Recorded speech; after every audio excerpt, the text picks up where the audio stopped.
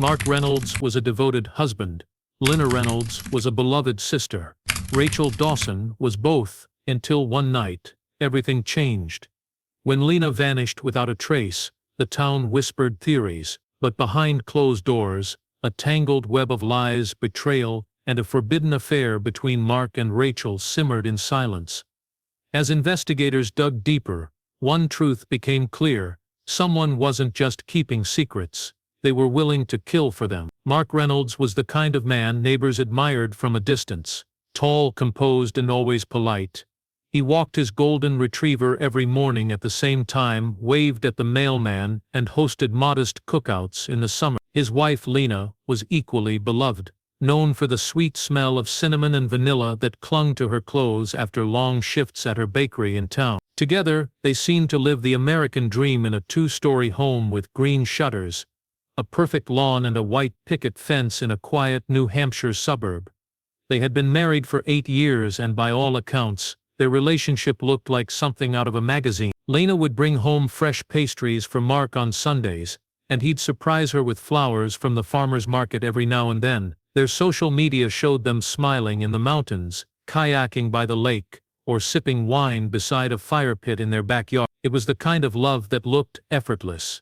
Too perfect, maybe. Then Rachel arrived. Lena's younger sister, Rachel Moore, was the opposite of her older sibling. Free-spirited, spontaneous, and unpredictable, she had always lived in big cities, chasing temporary jobs and temporary relationships. She said she was just tired of the pace, needed a break, and wanted to reconnect with family. Lena, as always, opened her door without hesitation. She insisted Rachel stay as long as she needed. What's family for, after all?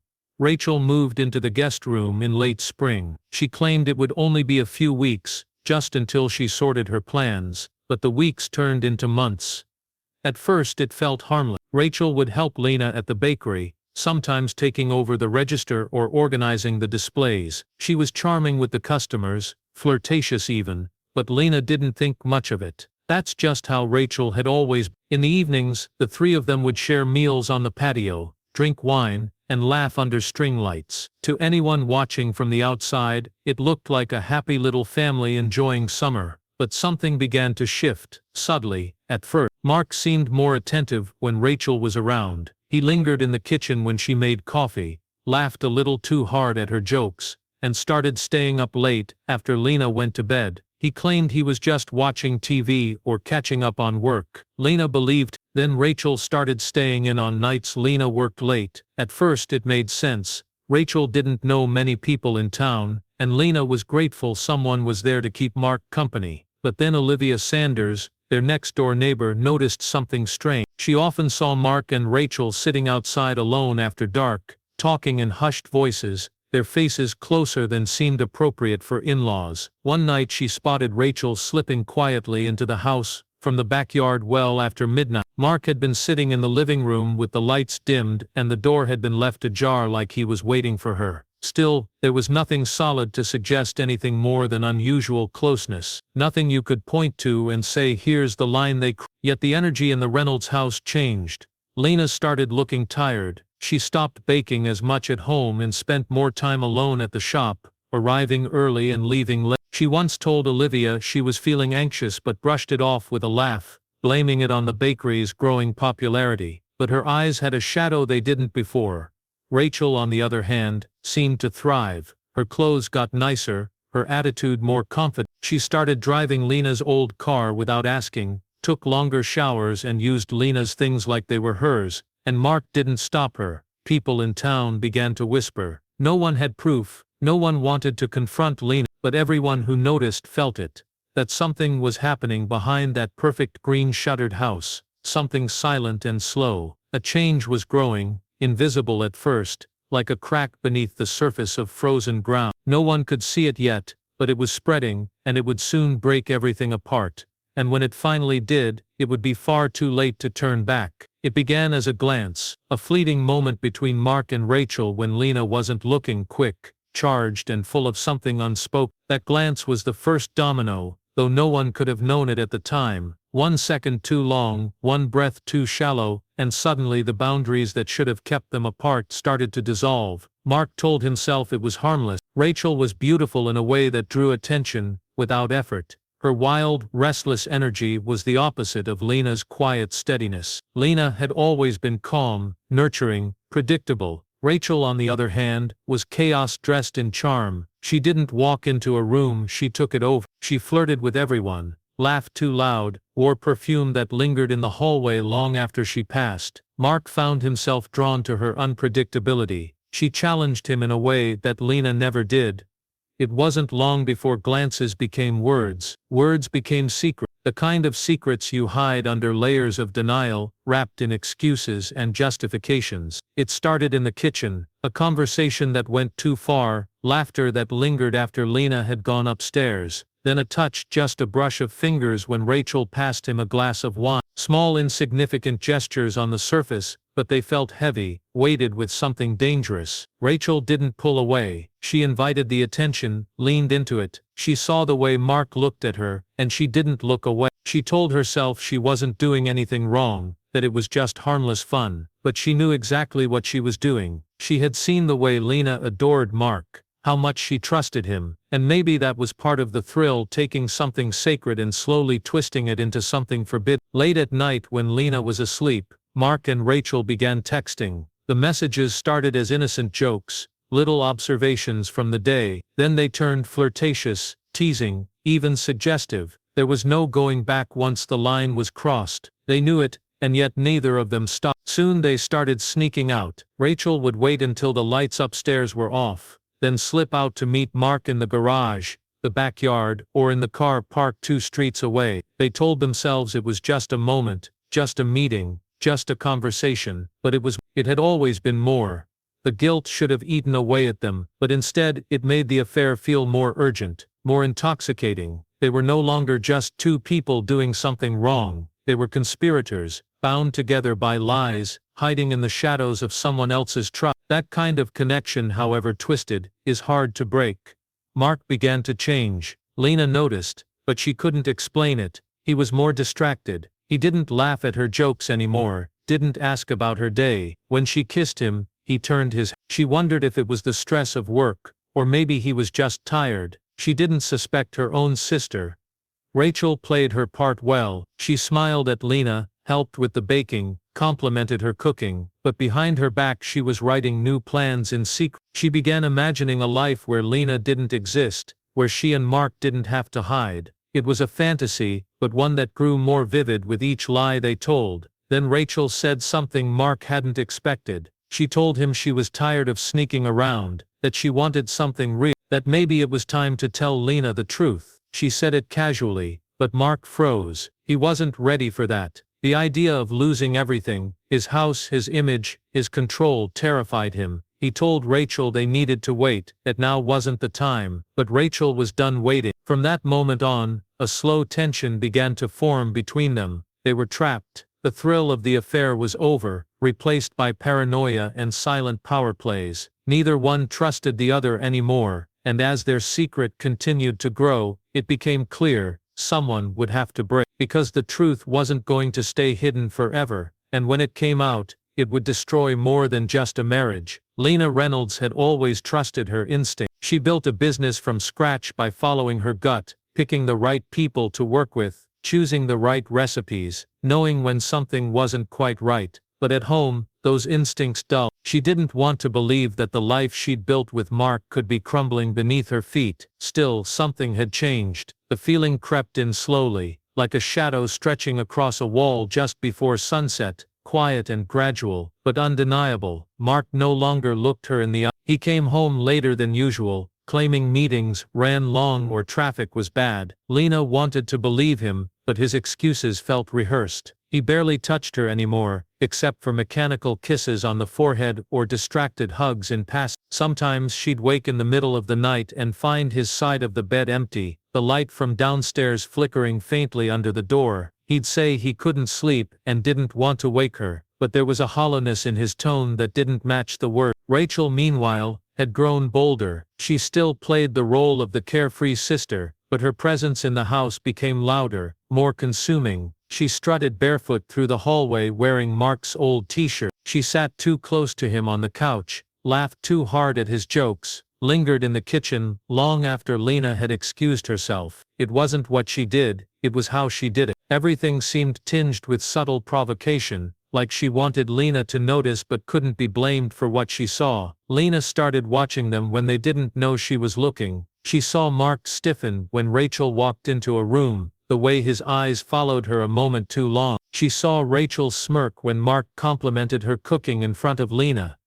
It was in those small fleeting gestures that the truth began to take shape, not fully formed, not provable, but unmistakably present. Unsure of herself, Lena turned to Olivia Sanders, their neighbor and longtime friend. Olivia was sharp, observant, and had always been protective of Lena. When Lena mentioned her suspicions in a shaky whisper over coffee one morning, Olivia didn't dismiss them. She paused, her expression tight, then she confessed something she'd been holding on to. She had seen Rachel getting out of Mark's car late at night, well past midnight, more than once. She didn't think much of it at first, maybe they had been picking something up, but then it kept happening. Olivia also mentioned seeing Mark and Rachel in the backyard, talking for hours while Lena was still at work. Their conversations seemed too intimate, too serious. Something about the way they stood so close made Olivia uncomfortable. The more Lena learned, the more everything around her began to warp. She started noticing inconsistencies in their stories. Rachel said she had been out shopping, but her credit card statement showed no purchases. Mark claimed he was meeting a client, but Lena found the meeting had been canceled. Lies became harder to ignore,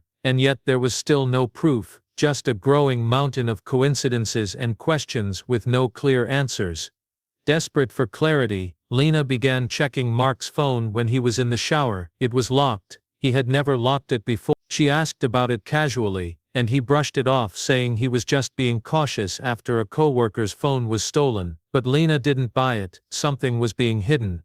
Rachel began acting erratic. She'd disappear for hours without saying where she was. She seemed tense, moody, and sometimes cruelly dismissive of Lena's feelings. One night, Lena asked her directly if something was wrong, if there was something she needed to tell her. Rachel just stared at her, cold and unreadable, and said everything was fine. That night, Lena couldn't sleep. The house felt unfamiliar, like the walls were closing in. Her once safe haven now carried an air of deceit, and though she still didn't know the full truth, she knew something had been lost, something sacred, broken not with a single act, but with 1,000 small betrayals. Something was unraveling, and deep down, Lena knew it wasn't just her marriage at stake, it was her life. The morning Lena Reynolds disappeared began like any other gray skies, a drizzle tapping gently against the windows, and the scent of fresh coffee wafting through the kitchen. Mark said she left early for errands before opening her bakery. At first, no one questioned it, but when the bakery lights stayed off long past opening time, and her regulars began gathering outside, confusion turned to concern. Lena was never late. She was precise, punctual to a fault. Something was wrong. Olivia Sanders noticed first. She had walked over with a loaf of banana bread, planning to drop it off before work. The door to Lena's house was slightly open, not enough to suggest a break-in, but wide enough to feel unsettling. Olivia knocked. No answer. She pushed it open gently and stepped inside. Everything seemed undisturbed. The living room was clean. A half-filled coffee mug sat on the counter, steam long gone cold. Lena's keys and purse were still sitting by the door, just where she always left. Her phone was on the kitchen table, screen lit up with unread messages and missed calls. Mark wasn't home. Within the hour, Olivia called the police. Detective Grant Holloway arrived just after noon, responding to what was first classified as a welfare check. He was a man who had seen enough to know when something didn't sit right. There was no sign of forced entry, no broken windows, no overturned furniture, and yet everything felt too still, like someone had gone out for just a moment, only never returned. The mundane nature of the scene made it more chilling. When Mark returned home later that day, he acted surprised. He said Lena had left early to buy supplies for a new menu item she was planning. When asked which store she was heading to, he hesitated, then mentioned a warehouse she occasionally visited across town. But when Detective Holloway checked, there were no records of Lena being there that day, no receipts, No surveillance footage, nothing. Rachel claimed she didn't know anything either. She said she thought Lena had left for work as usual. She said they barely spoke that morning. Her face looked pale, but her eyes never turned glassy with tears. Holloway noticed that. He also noticed how Rachel kept looking to Mark for cues before she answered questions, as though she was trying not to say the wrong thing. Over the next 48 hours, Lena's disappearance spiraled from confusion into a full investigation. Flyers were printed, volunteers canvassed the area, drones were used to search the woods nearby, cadaver dogs were brought in to sweep the property and surrounding land,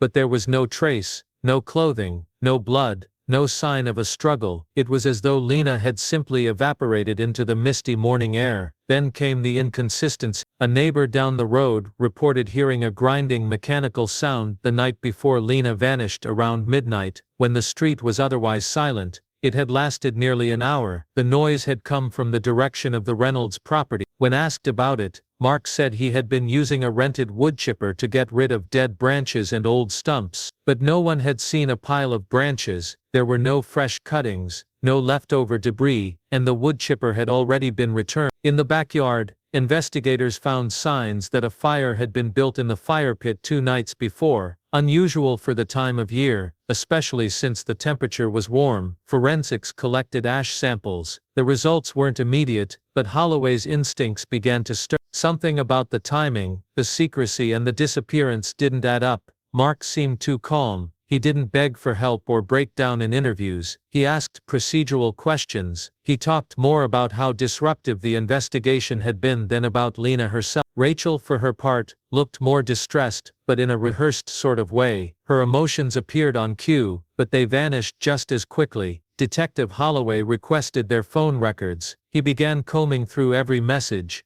every call, every pinged location. If Lena had vanished without a trace, the digital world might still reveal what the physical world couldn't. He didn't say it aloud, not yet, but he believed this wasn't just a disappearance. It was the first move in something much darker, something deliberate, and someone in that house knew exactly what had happened to Lena Reynolds. Detective Grant Holloway stared at the screen, his eyes scanning the lines of data from Mark and Rachel's phone records. It wasn't what he expected. He had assumed, if there was something between them, they would be more careful, maybe secretive burner phones, encrypted messages, limited communication. Instead, what he found was overwhelming. Hundreds of messages exchanged at all hours, texts sent late into the night, short calls during lunch breaks, overlapping location data. There was no denying it anymore. Something intimate had been going on between them, well before Lena's disappearance, but even more unsettling was what wasn't there. 2 entire days' worth of messages had been deleted from both Mark and Rachel's phones, gone without a trace. The deletion aligned precisely with the time frame when Lena vanished. Holloway wasn't a man prone to gut reactions, but the deliberate erasure made his skin crawl. These weren't people mourning a loss, they were people hiding something. He ordered a forensic recovery of both phones. It would take time, but Holloway had a feeling that what had been scrubbed would speak louder than what remained. Back at the Reynolds house, Rachel began unraveling. Her confidence, once sharp and untouchable, started to fracture under pressure. She began staying in her room for long stretches, ignoring calls from friends and family.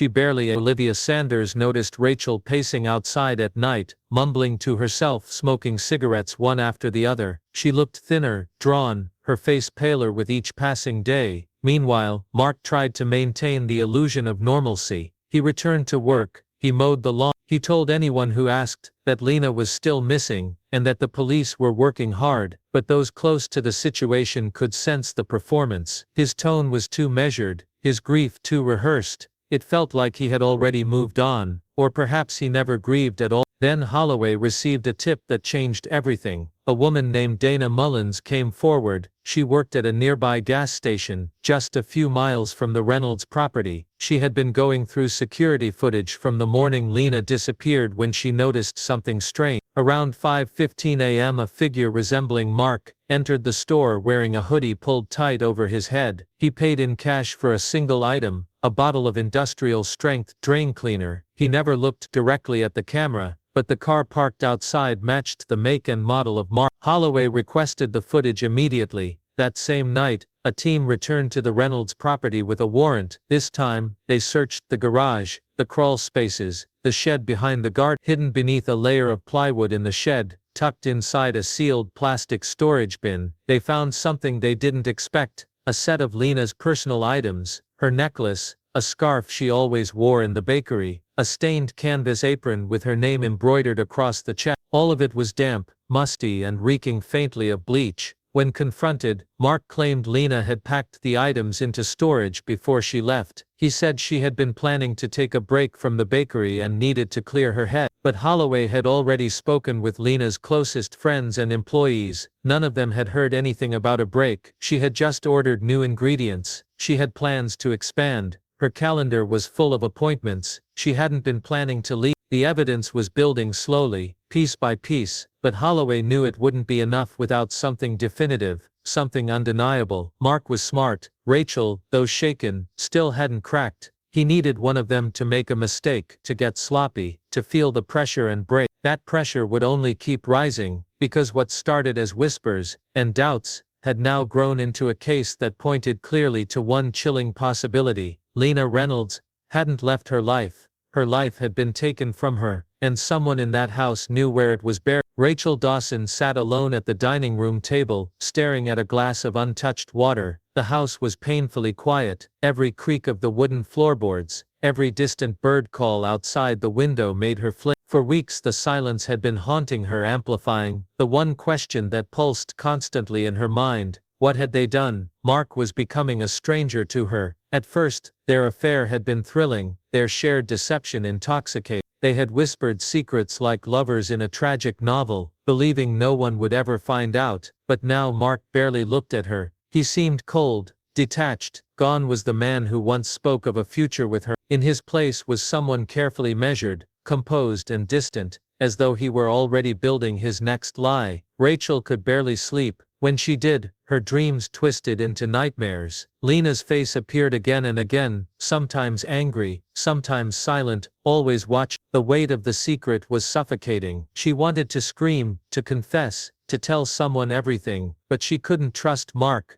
not anymore. Every word he spoke felt like a trap. Every glance he gave her felt like a warning. And she knew one undeniable truth: if anyone was going to take the fall, it would be her. Detective Holloway had sensed the shift. He'd seen it before. Secrets this dark didn't stay buried forever. They rotted, they festered, and eventually they burst open. He began focusing more on Rachel. He showed up unannounced, asked the same questions in new ways, hovered around the edges of her words. He wasn't aggressive. He didn't need to be. Rachel was unraveling all on her own. She began avoiding Mark, retreating to her room for longer periods, locking the door behind her. One night she left the house entirely. She drove for hours with no destination, just winding roads under the cover of night. When she returned at dawn, her eyes were swollen, and her hands trembled. Holloway had been parked across the street, watching, waiting. Then came the forensic report. The ash samples from the fire pit were back. Within the mix of charred wood and paper, traces of human bone had been found. Small fragments, scorched beyond recognition, but human nonetheless. Alongside them, partial remnants of burned fabric. One piece had the faint outline of embroidery on it, 3 letters, Len. It wasn't conclusive yet,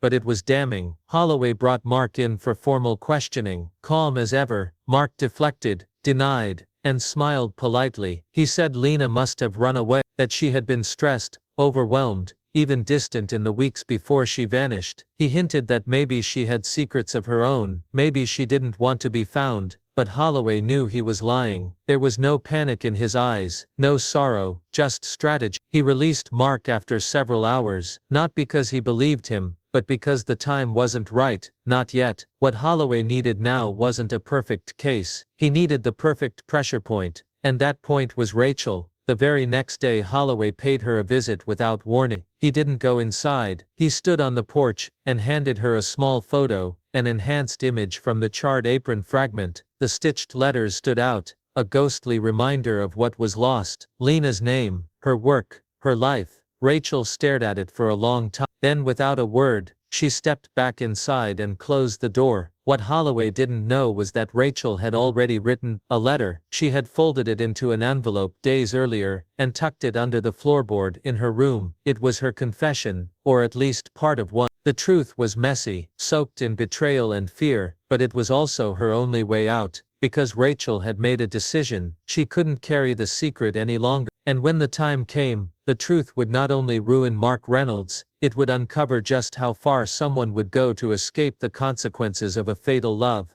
Rachel didn't sleep the night after Detective Holloway's visit. She sat curled in the corner of her bedroom, the dim glow from the streetlight casting long shadows across the floor. The photo he handed her, the fragment of Lena's apron, rested on her lap like a silent accusation. The letters were barely visible, but unmistakable. It was real. Lena wasn't missing, Lena was dead, and Rachel had helped cover it up. At least, that's what she told herself. She hadn't killed Lena, she never meant for any of this to happen, but she also hadn't stopped it. And now, everything was closing in. The letter she'd written days earlier still sat beneath the floorboard. Every day she told herself she'd hand it over to the police. Every day she chickened out. But something had changed. The silence had become unbearable. Her guilt had begun to eat away at her sanity. She knew Holloway was watching her. He never said it, but she could feel it. He had a way of appearing unexpectedly, at the grocery store, outside the house, in the background of places she didn't expect to see anyone. He didn't need to follow her to rattle her. Just knowing he was out there, waiting for her to crack, was enough to fray her nerves. Rachel began seeing Lena everywhere. In the mirror, in the bakery window when she passed by, in the smoke curling from the backyard fire pit. She heard Lena's name in whispers that weren't there, smelled her perfume in empty rooms. It wasn't just guilt anymore, it was something darker, something that made Rachel wonder if her mind was splintering under the weight of the lie. And Mark didn't help.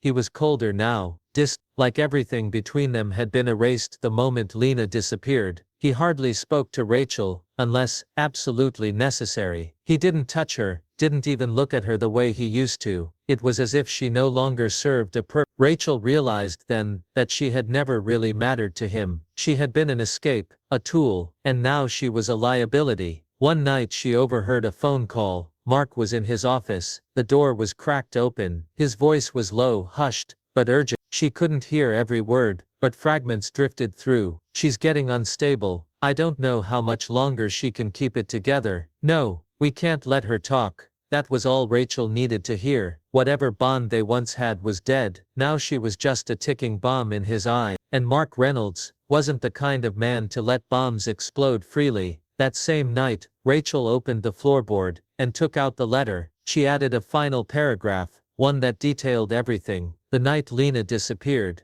the plan, the cover-up, and most importantly, Mark's role in all of it. She addressed the envelope to Detective Grant Holloway and placed it in her purse, but she didn't deliver it, not yet. She needed insurance, something to protect herself, so Rachel began recording every conversation with Mark, every whisper, every confrontation. She kept a small voice recorder in her coat pocket, always on. She wanted to catch him slipping, to have evidence if he ever tried to turn on her, or worse. And then it happened. 2 days later Mark confronted her in the kitchen. He was quiet, but there was a threat behind his eyes. He said she needed to get it together and stop acting like a loose thread. He told her they were both going down if she made a mistake, but Rachel saw something else in his face. Fear. Holloway was closing in and Mark knew. That night, Rachel packed a small bag and slipped out of the house. She didn't go far, just to Olivia Sanders' place across the street. She handed Olivia the letter and told her, if anything happened to her, take it to the police, because Rachel Dawson knew the walls were closing in, and if Mark Reynolds didn't fall first,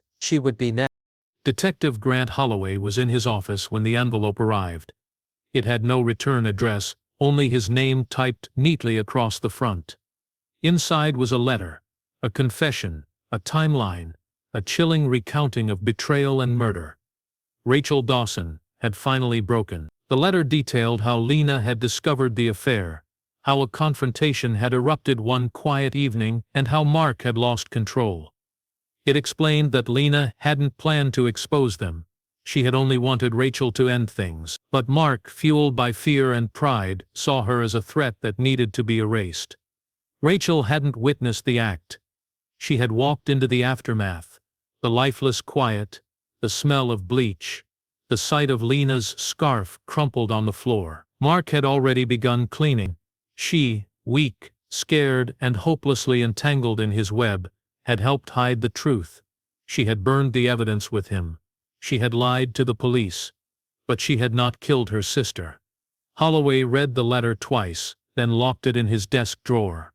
He already had his next move in place. Rachel was placed into protective custody that same night, quietly escorted away from Olivia Sanders' home by 2 officers. Holloway didn't want Mark to know she was gone.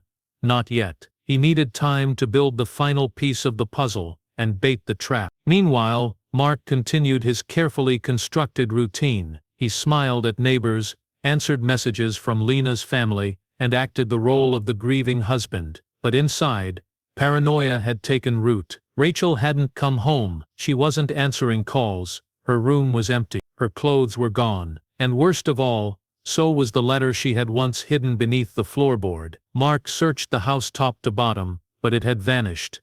That's when his mask started to slip. He made a mistake. He visited the fire pit late one night, long after the police had already processed the scene. He poured gasoline into the ashes, struck a match, and tried to burn what little remained. But Holloway had installed a wildlife camera across the field behind the property. It caught everything: the gasoline, the flames, the way Mark stood there watching as if trying to erase the past all over again.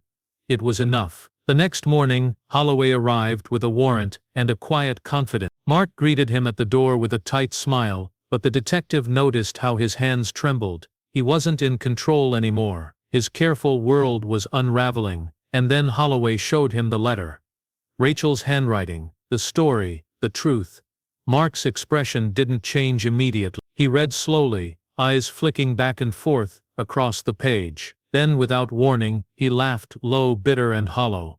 "She's lying," he said. "She was obsessed with me. She did it."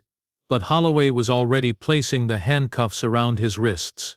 The trial gripped the entire town. Mark Reynolds was charged with second-degree murder, obstruction of justice, and destruction of evidence. Rachel testified against him, voice shaking but steady. The recordings she had made were played for the jury, Mark threatening her, blaming Lena, suggesting she keep quiet or else. The final blow came from the forensic analysts. The bone fragments in the fire pit matched Lena Reynolds, the drain cleaner Mark had bought. Traces were found in the soil behind the garage. The evidence painted a picture even the most skilled liar couldn't talk his way out of. The verdict was guilty. Rachel walked out of the courtroom a free woman, but not unscathed. She had helped cover up a murder. She had betrayed her sister, and though the law gave her immunity for her cooperation, the weight of her choices would follow her forever. Lena Reynolds was gone, buried beneath secrets, jealousy, and a fatal obsession. What remained was a cautionary tale. A story not just of murder but of how love twisted by deception could rot into something monstrous. And in the end, no one escaped untouched.